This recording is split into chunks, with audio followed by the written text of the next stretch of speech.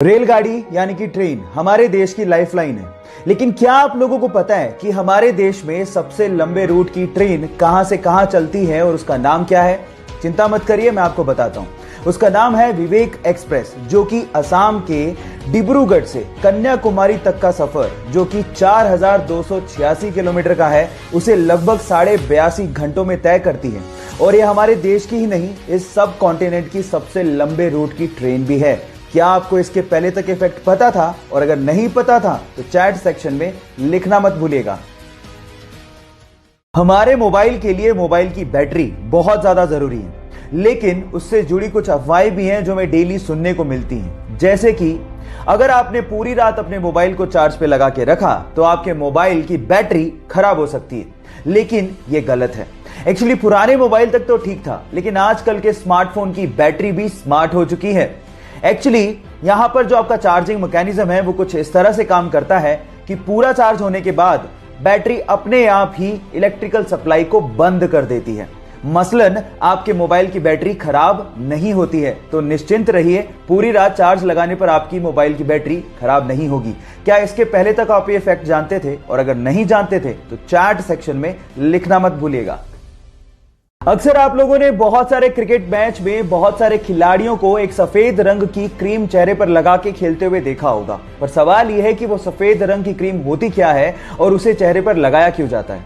नहीं पता तो मैं आपको बताता हूं। एक्चुअली वो सफेद रंग की क्रीम एक सनस्क्रीन के जैसी ही होती है, लेकिन वो जिंक ऑक्साइड की बनी हुई होती है, और उसको जैसे आप चेहरे पर लगाते हैं सन से आने वाली रेज रिफ्लेक्ट हो जाती हैं, और जिससे त्वचा को जलने से बचाया जा सकता है। क्या इसके पहले तक इफेक्ट आपको पता था? और नहीं पता था तो चैट सेक्शन में लिखना मत भूलिएगा। अक्सर आप लोगों ने हवाई जहाज में लगे ब्लैक बॉक्स के बारे में सुना होगा। जब भी दुर्घटना की खबरें आती हैं तो सबसे पहले हवाई जहाज के ब्लैक बॉक्स को ढूंढा जाता है ताकि दुर्घटना के कारणों का पता लगाया जा सके। लेकिन मजेदार फैक्ट यह है कि ब्लैक बॉक्स ब्लैक होता ही नहीं है। एक्चुअली वो ब्राइट ऑरेंज कलर का होता है। ये बॉक्स हीट रेजिस्टेंट होता है, जिसकी वजह से इसमें आग नहीं लगती। ये डेटा स्टोर करने के काम आता है, और ब्राइट ऑरेंज होने की वजह से इसे दुर्घटना के बाद ढूंढने में आसानी होती है। क्या इसके पहले तक आपको ये फैक्ट पता था? और अगर नहीं पता था तो चैट सेक्शन में लिखना मत भूलिएगा। आपकी लाइफ में कभी ना कभी आप लोगों ने देखा होगा कि जब आप कभी कोई एग्जाम देने जा रहे हो या फिर कोई अच्छा काम करने जा रहे हो तो आपकी मम्मी ने आप लोगों को दही और शक्कर का कॉम्बिनेशन तो जरूर खिलाया होगा। लेकिन अगर मैं आपसे पूछूं कि इसके पीछे का रीजन क्या है तो शायद आप कहोगे कि ये कोई अंधविश्वास होगा, लेकिन ऐसा नहीं है। एक्चुअली इसके पीछे एक साइंटिफिक रीजन है।